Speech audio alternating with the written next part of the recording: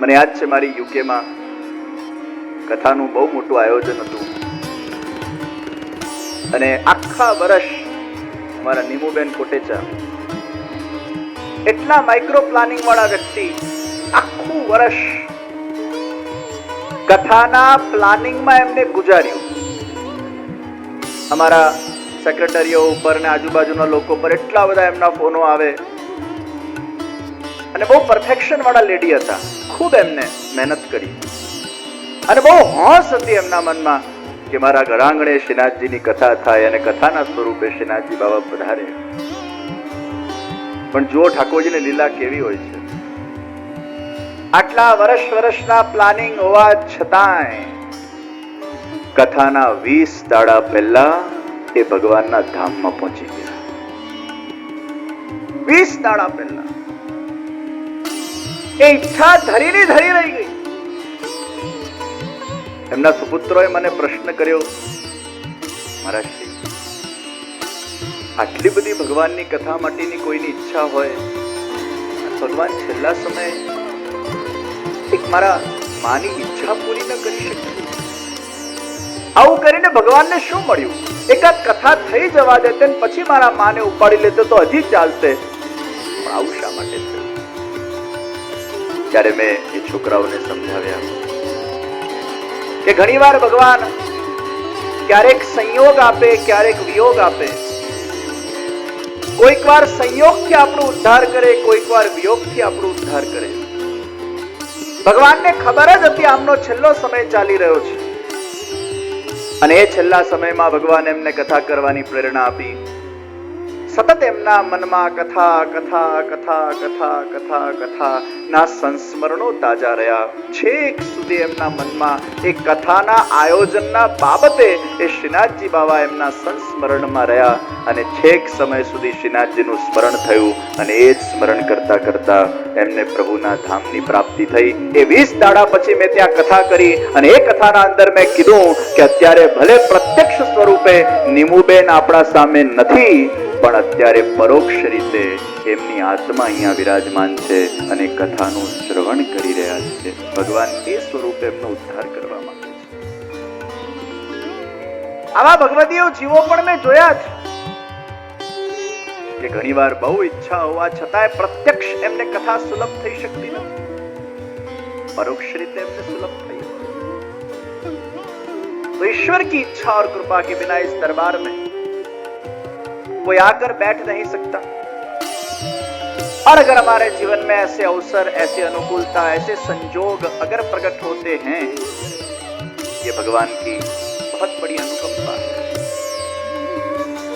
અને આજના સમયમાં સત્સંગની વિશેષ આવશ્યકતા. બાહ્ય સમૃદ્ધિ વ્યક્તિને કેટલી પણ મળી જાય, પણ જો આંતરિક રીતે વ્યક્તિ સમૃદ્ધ ન હોય તો બાહ્ય સમૃદ્ધિ એક ખોખલી સમૃદ્ધિ છે. બહુ મોટું ઘર આપણે બનાવીએ, આપણે એટલા ખુશ થઈ જઈએ, પણ એ ખુશી કેટલા સમય સુધી રહે? થોડાક સમય સુધી. અને પછી એ ઘર ટેકન ફોર ગ્રાન્ટેડ થઈ જાય. પછી એ બહુ મોટા ઘરની જે ખુશી હતી એ 2-5 મહિના, 10 મહિના, 1 વર્ષ, 2 વર્ષ તમે રહો એટલે ખુશી ધીરે ધીરે સમાપ્ત થતી જાય. અને પછી તમારાથી મોટું કોઈએ ઘર બનાવ્યું હોય ને એ ઘરમાં તમે જાઓ એટલે પાછું તમારા મનમાં એવું થાય, આ તો આપણું આથી એ મોટું છે, આપણું એનાથી નાનું છે. હવે આવું મોટું થાય તો કેટલું સારું. એ મુકામ પર પહોંચો, હજી આનું મોટું થાય તો કેટલું સારું. વ્યક્તિ ઘર બદલ્યા કરે, સમૃદ્ધિને પામ્યા કરે, સત્તાને પ્રાપ્ત કર્યા કરે. સત્તાને પ્રાપ્ત કર્યા પછી પણ એ તો ભારમાં ને ભારમાં રહે છે. પછી તરત બીજો વિચાર આવે, હવે આ સત્તા જતી રહેશે તો. સત્તા પામવાનું જે મનમાં ઈચ્છા છે એ પમાઈ ગયા પછી તરત પાછો ભય પેસી જાય છે, હવે એ ચલી ગઈ તો. લૌકિકની કોઈ પણ વસ્તુ આપણે પ્રાપ્ત કરશું, એ પ્રાપ્તિમાં ઇનિશિયલ સ્ટેજમાં જેટલો તમને આનંદ થશે એ આનંદ લાંબા ગાળા સુધી ટકી શકતો નથી. એ ક્યાંક ને ક્યાંક શુષ્ક થઈ જતો હોય છે. બાહ્ય સમૃદ્ધિ એ ખોખલી સમૃદ્ધિ છે. બાહ્ય સફળતા એ ખોખલી સફળતા છે. અગર બાહ્ય સફળતાથી વ્યક્તિ સદૈવ માટે પ્રસન્ન થઈ શકતો હોય, સદૈવ માટે હેપી થઈ શકતો હોય, તો એના જીવનમાં એ સાચા અર્થમાં સફળ કહેવાય. એટલે સફળતાની પરિભાષા આપણા ત્યાં આપવામાં આવી કે who is successful, who is happy. If you are happy, you are successful, and if you are successful, you are happy. Happiness and success goes together. Even though you get a big amount of success in your career, but still if you are not happy, then you are not successful. Ultimate goal of a human life is to get happiness. અને બધું પામ્યા પછી પણ અગર વ્યક્તિને happiness મળતી નથી, તો એ પામેલી વસ્તુ એક ખોખલી સમૃદ્ધિ છે. પણ ભગવાન પણ બહુ ચતુર છે. ભગવાન કહે છે, હે મનુષ્ય, હું તારું સર્જન કરું છું અને તારા સર્જન કર્યા પછી તને બધી જ વસ્તુ હું આપીશ પણ ખરો. કદાચ તારી ઈચ્છાઓ પૂરી પણ થશે, પણ જે હેપીનેસ તત્વ છે, આનંદ તત્વ છે, એની તારા મનમાંથી હું ચોરી કરી લઉં છું. હેપીનેસ તો કેવલ મારાથી જ તને મળશે. હુકમનો ઇક્કો ભગવાન પોતાના પાસે રાખે છે અને ભગવાન મનુષ્યને ચેલેન્જ આપે છે. दुनिया के कोई भी कोने में तुम जाओ, कितनी भी उपलब्धियों को प्राप्त करो, कितनी भी सत्ता को प्राप्त करो, कितनी भी समृद्धि को प्राप्त करो, कितने भी पैसे को प्राप्त करो, कितनी भी प्रतिष्ठा को प्राप्त करो, फिर भी तुम्हें आनंद की प्राप्ति नहीं होगी जब तक तुम अपने आप को मेरे श्री चरणारविंदों के अंदर समर्पित नहीं करते. तब तक तुम्हें वो आनंद की प्राप्ति नहीं होगी. क्योंकि आनंद बाहर से नहीं मिलता, आनंद अंदर से मिलता है. आनंद शरणागति से मिलता है. आनंद अहंकार रहित कर्म से मिलता है.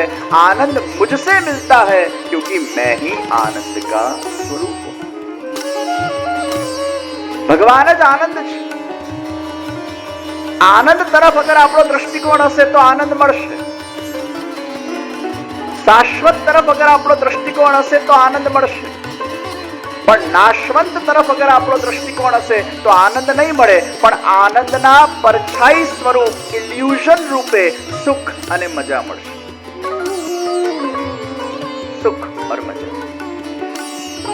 મજા એટલે જે આવીને તરત જતી રહે એનું નામ મજા. એમાં જા શબ્દ છે. ગરમ તવેથા ઉપર એક ટીપું પાણી પડે અને વરાળ બનીને ઉડી જાય, એમ જીવનમાં લૌકિક વિષયોમાં આપણને થોડી ઘણી મજા આવી જાય.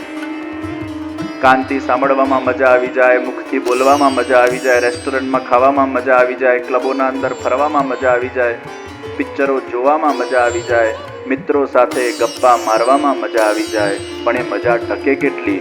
આવીને જે તરત જતી રહે એનું નામ મજા. મજાનો બહુ લાંબો ડ્યુરેશન નથી અને છેક સુધી વ્યક્તિ મજા માણ્યા કરે છતાંય ખાલીનો ખાલી જ રહે. જેને મળ્યા પછી કઈ જ પ્રાપ્તિ ન થાય, ત્યાંનો ત્યાં જ રહે એ મજા. આપણે ટ્રેડમિલ પર દોડીએ, દોડતા જાય, કેલોરીઓ બળે. જેને વજન ઉતારવું હોય એના માટે સારી વાત છે, ફિટ રહેવું એના માટે સારી વાત છે.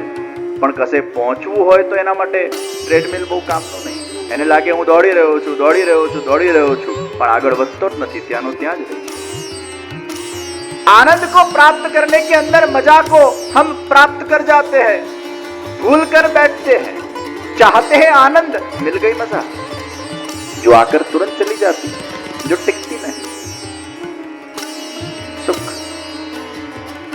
मननी अनुकूल સ્થિતિને આપણે સુખ કહીએ અને મનની પ્રતિકૂળ સ્થિતિને આપણે દુઃખ કહીએ. મને એક જણાએ પૂછ્યું કે સુખની ડેફિનેશન શું? મેં કીધું સુખની ડેફિનેશન ઊભી કરવી એનું જ નામ દુઃખ. સુખ ઇઝ નોટ ડિપેન્ડન્ટ, સુખ ઇઝ ઇન્ડિપેન્ડન્ટ. પેલો વ્યક્તિ મને સ્માઇલ આપે તો જ મને સુખ મળે, આ મેન્ટાલિટી, આ દ્રષ્ટિકોણ જ દુઃખ છે. આપણે વસ્તુમાંથી, વિષયમાંથી, વ્યક્તિમાંથી, પરિસ્થિતિમાંથી સુખને પ્રાપ્ત કરવા માટે ઝંખતા હોઈએ છીએ, પણ એમાંથી સુખ નથી મળતું. સુખ આપણી અંતરની દૃષ્ટિમાંથી પ્રાપ્ત થાય છે. સુખ डिपेंडेंट नहीं हो सकता, सुख वो इंडिपेंडेंट होता है. હું ઈચ્છું અને મને મળે, આ મેન્ટાલિટી જ એ સુખ વિરોધી મેન્ટાલિટી છે. હું દરેક પરિસ્થિતિને, દરેક સ્થિતિને, દરેક વિષયને મારા અનુકૂળ બનાવું, પ્રતિકૂળ પરિસ્થિતિને પણ મારા અનુકૂળ બનાવીને એમાં મારા જાતને એડજસ્ટ કરવાના ડાયનામિક્સને જ્યારે હું શીખી શકું ને મારા પોતાના જાતને શીખવાડી શકું, ત્યારે વ્યક્તિ સુખી થઈ શકે. મોટા ભાગે આપણે બીજા પર ડિપેન્ડન્ટ હોઈએ છીએ. એટલે વસ્તુ મળે ને સુખી થઈએ ને વસ્તુ ભાંગે ને દુખી થાય. વ્યક્તિ મળે ને સુખી થઈએ ને વ્યક્તિ ભાંગે ને દુખી થાય. પરિસ્થિતિ મળે અને સારા સંજોગો ઉભા થાય ને સુખી થઈએ અને એ સંજોગો વિપરીત બની જાય, દુખી થઈએ. સુખ એટલે મારા દૃષ્ટિએ buy one get one free છે. आज जिससे सुख मिला कल उससे दुख मिलने ही वाला है, और आज जिससे शायद सुख मिला वो सुख में परिवर्तित हो ही जाता है. ये दिन और रात के जैसा है. आज सुबह का सुख है तो रात का दुख आने ही वाला है, और अगर रात का दुख है तो सुबह सुख रूप होने ही वाली है. सुख और दुख एक ही सिक्के के दो पहलू.